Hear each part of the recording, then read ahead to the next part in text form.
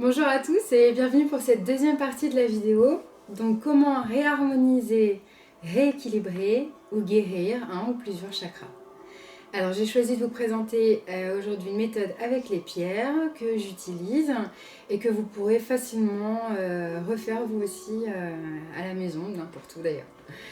Ok, alors donc on a vu qu'on avait donc 7 chakras avec des fonctions, des rôles différents et, et avec des dysfonctionnements qui pouvaient entraîner tel ou tel comportement ou répercussion physique. Alors, je vous ai dit tout à l'heure qu'il y avait un chakra associé à une couleur et c'est ces couleurs-là qu'on va utiliser aujourd'hui pour travailler sur les chakras, mais pas que. Alors, on va commencer tout de suite par le chakra racine. Vous voulez travailler sur votre chakra racine. Je ne vous rappelle pas, je vous l'ai dit à la fin de la vidéo tout à l'heure, pour savoir sur quel chakra vous devez travailler, eh bien, dans la première vidéo, on a déjà tout bien expliqué. Du coup, si vous vous sentez concerné par tel ou tel comportement, eh bien, certainement que vous pouvez travailler là-dessus. Si vous avez du mal à discerner ça ou si vous avez envie d'un avis plus professionnel, plus poussé, alors vous pouvez vous tourner vers des acupuncteurs, des magnétiseurs, toutes les personnes qui font des soins énergétiques, de la bioénergie, enfin voilà, il y a tout un tas de professionnels qui peuvent vous aider à déjà trouver où est-ce qu'il y a des dysfonctionnements et puis ensuite travailler dessus. Alors, on va commencer donc par le chakra racine. Donc, vous avez un dysfonctionnement au niveau du chakra racine, vous voulez travailler dessus. On va utiliser, du coup, on a dit que sa couleur c'était le rouge. On va donc utiliser des pierres rouges, mais pas que. On peut utiliser également des pierres noires ainsi que des pierres fossiles. Alors, pour moi, la plus connue, on a la jaspe rouge, on a le grenat. On a ensuite pour le rubis et pour les noirs on a l'obsidienne, l'hématite. Qu'est-ce qu'on a d'autre? Oui, obsidienne noire, obsidienne neige. Ok, j'ai ici une jaspe rouge, par exemple, j'avais une hématite mais je ne l'ai pas, donc jaspe rouge. Et vous pouvez aussi utiliser les pierres fossiles qui sont des bonnes pierres d'ancrage puisque ce sont des pierres qui viennent vraiment de la terre, qui sont restées des années. Donc cette jolie pierre fossile, par exemple cette amazonite, pour le coup, voilà, ça va être pour travailler au niveau du chakra racine. Pour travailler au niveau du chakra plexus solaire, donc la couleur est le orange. La pierre orange la plus connue, c'est donc la cornaline, mais vous pouvez travailler également avec... qu'est-ce que j'avais noté pour la cornaline? L'agate. Écoutez, partez sur la cornaline, pour moi c'est la mieux. Donc, cornaline, pierre orange. Ensuite, chakra du plexus solaire, la couleur est jaune. La pierre jaune la plus connue c'est la citrine, mais vous pouvez également utiliser de l'ambre ou une jade jaune. Ensuite, pour la pierre, donc chakra pour le cœur, chakra du cœur. Donc je vous ai dit la couleur c'est le vert, mais on pouvait aussi également utiliser le rose. Je vous propose donc comme pierre d'utiliser la morganite, du quartz rose. Sinon il y a agate, mousse, aventurine, labradorite qui est une bonne pierre de protection également, ou la rhodonite. Voilà, ça c'est pour le chakra cœur.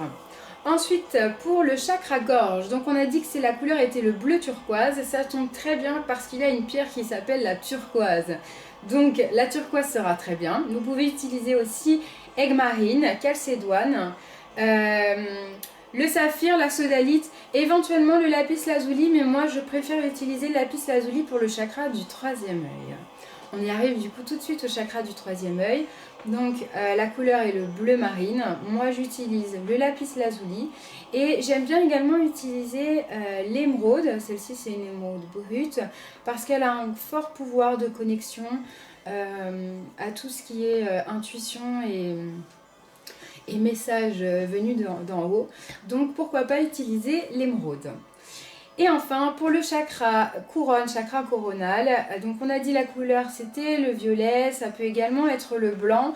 Moi du coup au niveau des pierres utilisées, vous pouvez donc utiliser l'améthyste, le diamant, la sélénite ou également le quartz blanc. vous pouvez utiliser toutes sortes de le cristal de roche par exemple. Voilà, ça ce sont donc pour les pierres. Alors, vous avez déterminé le chakra sur lequel vous vouliez travailler. Vous avez également déterminé la pierre ou les pierres qui pourraient vous convenir. Pour vous procurer des pierres, alors il y a plusieurs manières. Soit vous pouvez en acheter sur internet. Je vous déconseille internet. Sauf si c'est un site vraiment que vous connaissez, qu'on vous a conseillé. Simplement pourquoi? Parce que déjà vous ne pouvez pas toucher les pierres, vous ne pouvez pas les voir, vous ne pouvez pas vous rendre compte. Et il y a vraiment une alchimie à avoir quand on travaille avec les pierres. Et puis deuxièmement parce que il y a des gens qui arrivent à fabriquer de fausses pierres. Par exemple cette amazonite, il y en a qui arrivent à reproduire des pierres comme ça avec une sorte de résine. Et du coup, ça n'a plus du tout les mêmes propriétés. Et donc, c'est fort dommage. Donc, je vous déconseille Internet, mais si vous n'avez que cette possibilité-là, alors, allez sur un site où vous êtes sûr vous êtes sûr que ce sont des vraies pierres et que vous connaissez des gens qui ont déjà commandé, et que voilà, ce sont des gens de confiance. Sinon, vous pouvez vous en procurer dans tout un tas de boutiques ésotériques. Ça pousse un petit peu partout, donc je pense que vous pouvez en trouver une chez vous. Il y a Cultura également maintenant qui propose un rayon ésotérique avec tout un choix de pierres, d'oracles, de pendules. Enfin voilà, il y a un vrai rayon ésotérique, donc n'hésitez pas. Moi je fais un peu de pub pour ceux qui sont de la région parisienne. Il y a une boutique à Paris qui s'appelle Mineral do Brasil. C'est une famille de Brésiliens qui font venir les pierres directement de leur carrière. Elles coûtent donc moins cher. Elles sont magnifiques et moi j'adore cette boutique. Donc si un jour vous avez l'occasion, allez-y. Ok, vous êtes donc, on va dire que vous êtes dans la boutique. Et vous voulez donc choisir votre pierre. Vous savez déjà quelle pierre vous allez prendre, mais vous ne savez pas forcément laquelle pierre choisir à l'intérieur de toutes ces pierres. Alors, vous allez en prendre plusieurs. Donc, j'ai pas de pierres identiques, on va faire comme si c'était des pierres identiques, d'accord? Donc, vous allez prendre plusieurs pierres et vous allez les disposer devant vous. Donc, prenez 2, 3 pierres, 2, 3, 4, mais pas plus. Hein. Donc, vous en prenez quelques-unes et vous allez pouvoir simplement passer votre main. Pourquoi passer votre main? Vous avez une main qui reçoit et une main qui donne. La main qui reçoit, c'est donc la main droite. Et vous pouvez vous entraîner chez vous d'ailleurs sur les plantes, sur des personnes, sur des pierres, sur des objets, sur peut-être des bijoux. Enfin voilà, sur tout un tas de choses. Et vous pouvez déjà commencer à travailler un peu votre magnétisme. Parce que on a tous un fluide et donc vous allez apprendre à utiliser votre main qui ressent. Moi, je ferme les yeux parce que ça m'aide à me concentrer. J'ai pas encore assez d'aisance pour tac tac tac. Donc moi, j'aime bien fermer les yeux, je me reconnecte avec moi-même et je trouve que les yeux fermés, on voit beaucoup plus de choses qu'avec les yeux ouverts. Donc vous avez disposé vos pierres et vous allez simplement passer votre main au-dessus de ces pierres pour ressentir déjà ce qui se passe. Alors moi je ressens des effets de chaleur. Il y en a, ça va être des picotements, du froid, ça peut être comme une sensation d'électricité. Il y a tout autant de sensations que de personnes. Vraiment, écoutez votre propre ressenti et apprenez à décoder votre propre ressenti. Donc, vous allez être attiré tout de suite, il y en a, vous allez les mettre de côté et il y en a, ça va procurer quelque chose. Donc vous isolez, imaginons qu'il m'en reste plus que 2. Voilà, j'hésite entre 2. Et donc vous passez votre main, vous pouvez la prendre directement à l'intérieur. Moi je l'enferme à l'intérieur de ma main et j'attends de voir ce qui se passe. Voilà, je me connecte en fait un peu à la pierre et j'attends simplement de voir ce qui se passe. Donc vous le faites avec les deux et une fois que vous avez choisi, vous prenez donc votre pierre et puis vous allez l'acheter. Déjà, c'est bien. Ok, vous avez acheté votre pierre, vous rentrez à la maison, vous voulez l'utiliser, surtout avant il vous faut la programmer. Mais encore avant de la programmer, il nous reste une petite étape qui va être de la nettoyer, éventuellement de la recharger.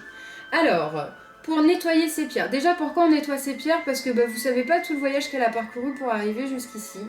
Et donc, il y a des énergies négatives qui ont pu se greffer sur cette pierre éventuellement, ou des parasites. Et donc, du coup, pour qu'elle soit vraiment optimale, eh bien, on va nettoyer cette pierre. Plusieurs méthodes pour nettoyer votre pierre. Et là, je vous invite de toute façon, quand vous achetez la pierre, la personne à qui vous la vend, elle sait un minimum. Sinon, vous allez regarder sur internet comment la pierre fonctionne, comment elle se nettoie, comment elle se recharge. Donc, il y a des pierres qui se nettoient simplement à l'eau courante, sous l'eau. Ok, il y a des pierres qui se nettoient dans le gros sel, juste le gros sel. Il y a des pierres qui se nettoient dans l'eau avec du sel. Et il y a des pierres qui n'aiment pas le sel, qui n'aiment pas l'eau, qui vont du coup se nettoyer autrement. Alors je pense par exemple, il y a des géodes d'améthyste. Alors j'en ai une au cabinet, je ne l'ai pas aujourd'hui. Mais le pouvoir de l'améthyste, c'est qu'il absorbe le négatif et le régénère en énergie positive ou du moins neutre. Donc ça, c'est pas mal du coup pour bosser sur... Pour nettoyer ces pierres. Donc sinon vous avez également des disques comme ça, je vous l'avance juste ici. Donc en fait il y a des dessins dessus, il y en a de différentes couleurs avec différents dessins. Et en fait vous avez simplement à poser votre pierre dessus, vous pouvez la laisser la nuit, ça va être nettoyé et rechargé. Vous pouvez également, si vous avez des disques comme ça, poser donc tout un tas de pierres, vos bijoux. Si vous voulez magnétiser de l'eau également, vous pouvez aussi laisser une bouteille d'eau sur le disque toute la nuit. Donc moi personnellement j'utilise ce disque, sauf pour certaines pierres où voilà, je peux utiliser la géode. Vraiment c'est un feeling après, hein, c'est à vous de faire en fonction de vos ressentis, vraiment c'est le plus important. Donc vous avez nettoyé votre pierre et vous l'avez rechargée. Pour la recharger, donc par exemple ça nettoie, ça recharge. La géode d'améthyste nettoie, recharge. Vous pouvez l'utiliser juste pour la nettoyer. Pour recharger une pierre, généralement, vous la mettez au soleil. Voilà, c'est l'énergie du soleil qui va régénérer votre pierre. Il y a des pierres qui n'aiment pas du tout le soleil, comme l'améthyste. Donc ça va être à la pleine lune par exemple. Donc voilà, à vous de trouver, mais bon, honnêtement c'est hyper facile, hein. Y a toujours une méthode simple qu'on peut faire rapidement pour nettoyer et recharger ses pierres. Donc j'ai choisi ma pierre, je l'ai bien nettoyée avant et je l'ai rechargée. Maintenant je voudrais la programmer et l'activer. Vous allez vous mettre dans un endroit où vous allez être au calme, tranquille et où vous ne serez pas dérangé. Vous pouvez avant faire une méditation par exemple si ça vous aide à vous reconnecter avec vous. Sinon, si vous avez peu de temps ou que vous n'avez pas spécialement envie de faire une méditation ou que vous avez du mal à méditer, c'est pas grave, pas de problème, on va faire la technique Marion. Donc vous installez dans un endroit calme et vous allez prendre, donc la base c'est 3 grandes respirations. Vous inspirez, vous bloquez l'air quelques instants. Vous soufflez.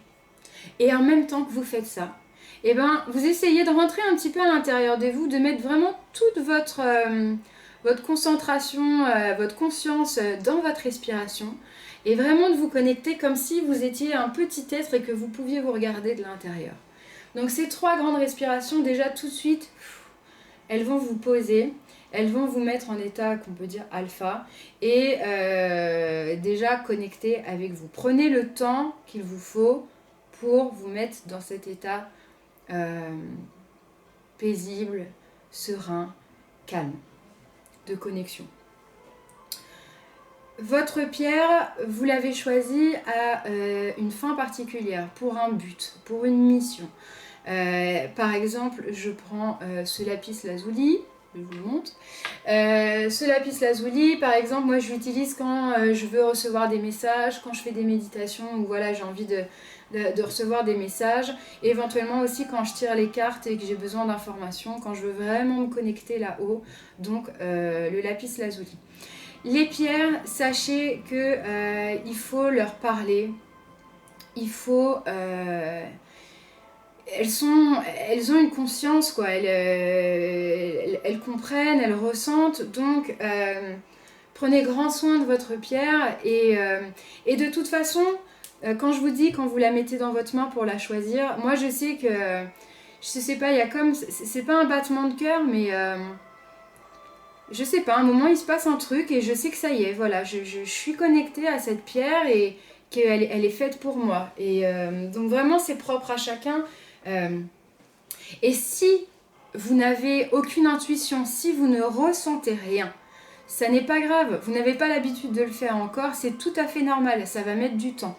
Donc si vous ne ressentez rien, encore une fois, faites confiance à votre intuition, allez vers la pierre qui vous appelle. Si on vous dit que pour vous il faut absolument une cornaline, mais que vous, elle vous plaît pas, vous avez envie de prendre, je sais pas, une ambre, prenez une ambre. Ne faites pas quelque chose si vous n'êtes pas convaincu, si vous le sentez pas vraiment, ou voilà, s'il y a un frein, ne le faites pas. Prenez autre chose, allez vers ce qui vous attire naturellement. Votre intuition sera toujours la meilleure de toute façon. Donc vous êtes connecté avec vous-même, vous êtes en état presque de méditation, vous avez votre pierre et vous savez ce que vous voulez lui demander. Vous allez placer cette pierre, donc moi je ferme les yeux toujours pour me concentrer, mais c'est pareil, c'est à votre convenance. Vous allez placer cette pierre au niveau du chakra de votre troisième œil et vous allez vous concentrer, vous allez lui parler. Vous allez lui demander par exemple... joli lapis lazuli aux couleurs de la nuit, apporte-moi la lumière, illumine mes pensées, montre-moi le chemin et fais-moi rêver, par exemple. Moi j'aime bien faire des rimes parce que je trouve que c'est joli, puis j'ai l'impression qu'elles aiment bien en fait. Donc, mais vraiment, prenez vos mots, n'essayez pas de partir trop loin. Il faut vraiment, l'important c'est votre intention.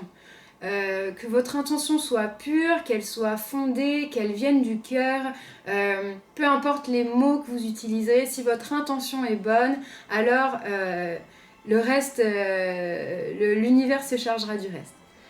Donc vous mettez votre pierre, vous lui parlez, et bien sûr vous la remerciez, donc apporte-moi, merci, merci, merci. Vous allez la laisser poser comme ça, le temps de ressentir pareil, quelque chose qui se... comme une espèce d'activation, comme un espèce de feu vert, comme moi je parle tout le temps d'un battement de cœur. À vous de rester ouvert, en tout cas prenez le temps jusqu'à temps que vous sentiez comme si vous étiez connecté, qu'il y a vraiment quelque chose qui se passe entre elle et vous, comme s'il y a une énergie peut-être qui était déjà rentrée à l'intérieur, ou comme si vous pouviez lui transmettre quelque chose et sentir en fait cette activation. Si vous ne sentez rien, eh bien j'ai envie de dire... patientez au moins entre 3 à 5 minutes et jusqu'à temps que voilà, quand vous sentez que c'est bon, et ben c'est que normalement c'est que c'est bon. Ensuite, du coup, vous n'avez plus qu'à porter votre pierre avec vous. Alors, je pense à tous les chakras qui vont être... Alors, on va partir du chakra racine. Chakra racine et chakra sacré, vous pouvez porter les pierres dans les poches. Comme ça, elles sont parfaitement alignées et du coup elles peuvent vraiment agir avec le chakra concerné. Pour ce qui est du plexus solaire, vous pouvez aussi mettre dans vos poches. Au chakra du cœur, vous pouvez porter des pendentifs. Il y a des pierres qui sont déjà montées sur pendentif, vous avez juste à trouver la chaîne de la longueur adaptée. Vous pouvez la laisser rentrer à l'intérieur si vous n'avez pas envie qu'on la voie. Vous pouvez la laisser à l'extérieur. Donc là, ici, je pourrais presque toucher mon plexus solaire. Et puis, sinon, je peux travailler sur chakra du cœur. Sinon, en raccourcissant, vous pouvez travailler chakra de la gorge. Vous pouvez également pour les filles, mettre les pierres dans le soutien-gorge, ou pour les hommes, si vous avez des chemises, vous pouvez mettre dans la petite poche de la chemise. Pour travailler sur votre chakra troisième œil, chakra couronne, ça va être difficile de vous déplacer avec une pierre. Voilà, je fais des bêtises sur la tête. Donc ce que je vous conseille, c'est de trouver plutôt des moments adaptés. Généralement, vous pouvez vous poser en posture allongée. Posez la pierre là où vous voulez que ça travaille et laissez 15 minutes. Il y a beaucoup de méditations sur YouTube, par exemple musique chakra sacré, musique plexus solaire. Ce sont simplement des sons, ça dure au moins 1 heure. avec les fréquences. Je vous ai dit qu'avant, chaque chakra avait sa propre note, sa fréquence. Et donc, on va vous diffuser du coup cette fréquence-là et ça va directement résonner avec votre chakra. À voir après que l'enregistrement soit de bonne qualité. Mais ça, je vous laisse le définir si ça vous va ou pas. Donc voilà, vous pouvez vous poser 15 minutes avec la pierre posée sur vous et laisser simplement la pierre agir pour réharmoniser ce chakra-là. Voilà. Toutes les bonnes choses toutes les choses, même bonnes ou mauvaises, même s'il n'y a pas de bon ou mauvais, ont une fin. L'énergie des pierres n'est pas inépuisable et il se peut qu'à un moment votre pierre ait tout donné. Pour les personnes qui ont déjà des ressentis et qui travaillent un petit peu là-dessus, vous allez ressentir à un moment que il y a quelque chose en moins. Pour les autres,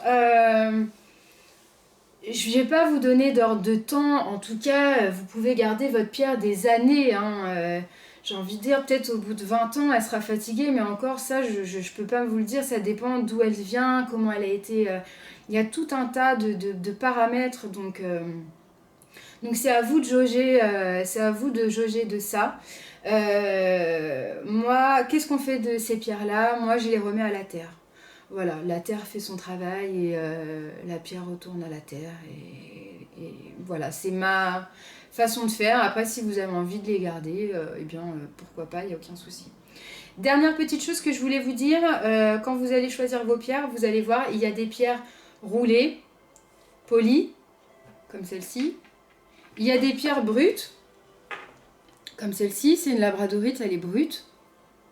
Et puis, vous avez des pierres comme celle-ci, par exemple, en pyramide, qui vont vous aider à travailler différemment, en fait. C'est intéressant de travailler avec des pyramides pour ressentir les choses. Vous pouvez également en poser dans des endroits chez vous. Je pense, par exemple, à la Shinggit. Si je dis pas de bêtises, elle, pour tout ce qui est électromagnétique, les ondes par rapport aux appareils électriques, les télés, les téléphones, ça capte un petit peu ça et du coup ça permet de mieux faire circuler les énergies. Donc vous avez des pierres sous plein d'aspects. Il y a des gens qui n'aiment pas prendre les pierres polies parce qu'ils disent qu'elles ont souffert, c'est vrai. Elles ont été polies, elles ont été taillées, elles ont été façonnées, donc elles peuvent avoir été endommagées ou perdu un peu de leur force, mais c'est pas une généralité franchement, et il y a beaucoup de gens qui travaillent avec des pierres polies et ça pose pas de problème. Donc encore une fois, c'est une question de ressenti.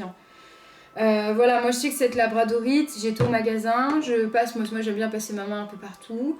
Et waouh, quand je suis passée sur cette pierre, j'étais pas du tout partie pour... parce que j'ai une labradorite polie. Et quand je l'ai pris dans ma main, mais c'est comme si on était connectés, elle et moi. Donc voilà, n'hésitez pas vraiment à faire travailler ça, cette faculté, ce ressenti, à le tester. Et voilà, et si quelque chose vous attire, il y a certainement une bonne raison à ça. Donc poussez le truc plus loin et essayez d'aller voir plus loin, d'aller voir derrière ça.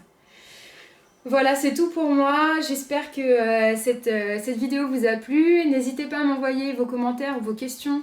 Il me fera un plaisir de vous répondre dans la mesure du possible. Si vous avez aimé cette vidéo, je vous invite à la liker, à vous abonner pour les suivantes et à la partager. Je vous dis à très très vite pour la prochaine vidéo qui sera sur la réincarnation et la méditation qui suit pour réharmoniser, rééquilibrer, guérir vos chakras. Merci à vous, prenez grand soin de vous et à très très vite. Ciao ciao.